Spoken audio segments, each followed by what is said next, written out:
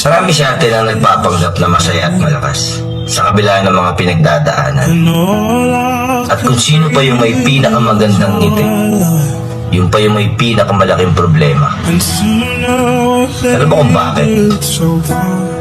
Mas madali nga namang pikiin yung ngiti kaysa sabihin yung totoo mong nararamdaman.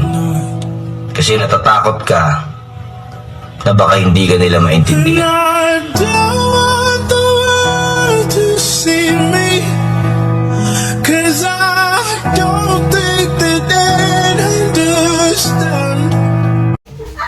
Oh, yan oh!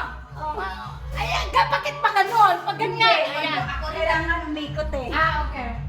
Oh. Oh, yun